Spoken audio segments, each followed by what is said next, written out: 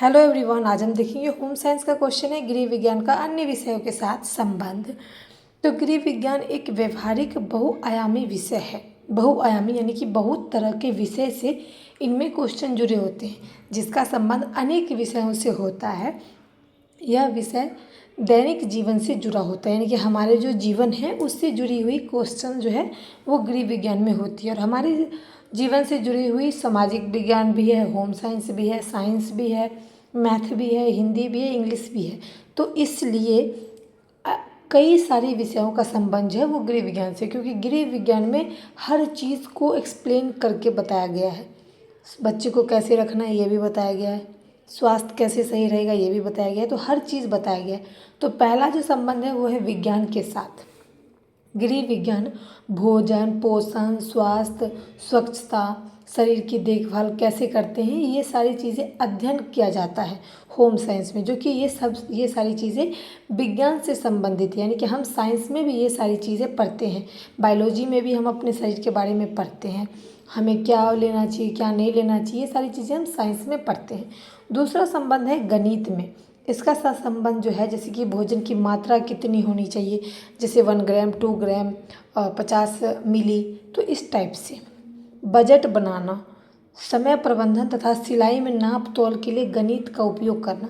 यानी कि home science में जैसे सिलाई भी आता है, तो उसके लिए मेजरमेंट लेंगे, नापेंगे, इंची टेप, ये सारी चीज़ें मैथ के तहत आती है। तो ये सारी चीज़ें भी होम साइंस में बताई जाती है, पढ़ाई जाती है बच्चे को।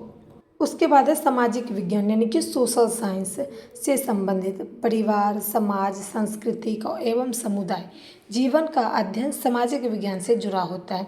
यानी कि हम कैसे जीते हैं, समाज में रहते हैं, समाज की परंपरा को अपनाते हैं, नियम कानून और जीवन जीने के तरीके, ये सारी चीज़ें हमें सामाजिक विज्ञान सिखाती है। तो ये सारी चीज़ें हम गृह विज्ञान यानी कि होम साइंस में भी पढ़ते हैं कि हमें कैसे जीना चाहिए, अपने परिवार के साथ कैसे रहना चाहिए, और क्या कल्चर में रहना चाहिए, क्या सीखना चाहिए क्या नहीं सीखना चाहिए। इन्वायरमेंट भी मैटर करता है गृह विज्ञान में भी, यानी कि होम साइंस में भी।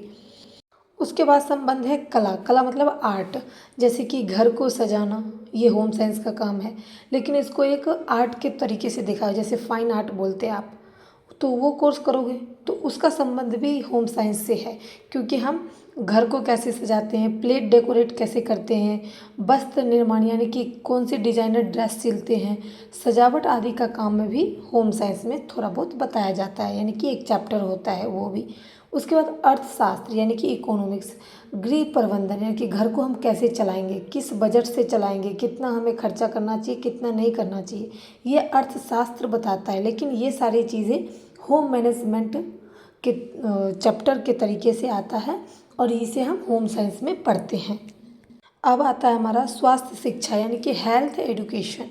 तो हेल्थ एजुकेशन में आता है कि इसका संबंध है कि हम साफ़ सुथरा कैसे रहेंगे, हमें संतुलित आहार लेना चाहिए, हमें रोग से लड़ने के लिए हमें क्या खाना चाहिए क्या नहीं खाना चाहिए, अपने आप को कैसे रोगों से बचाना है, स्वस्थ रहना है, ये सारी शिक्षा जो है वो हेल्थ एजुकेशन में दी जाती है।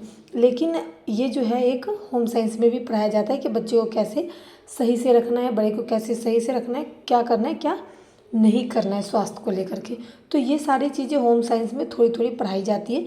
इसलिए होम साइंस का जो संबंध है वो अन्य विषयों से है, यानी कि काफ़ी सारे विषयों से जुड़ी हुई होती है और उनको पढ़ाई जाती है। तो ये था आपका गृह विज्ञान का अन्य विषयों के साथ गहरा संबंध।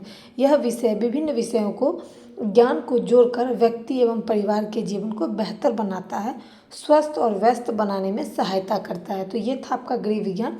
निष्कर्ष जरूर लिखेंगे, इस चीज़ को डायग्राम के माध्यम से लिखेंगे, आपको अच्छे नंबर प्राप्त होंगे। वीडियो कैसी लगी हो, अगर जानकारी अच्छी लगी हो तो प्लीज़ लाइक करें, नए तो चैनल को सब्सक्राइब कर लें, अपने दोस्तों के साथ इसे ज़रूर शेयर करें। बाकी thanks for watching my video.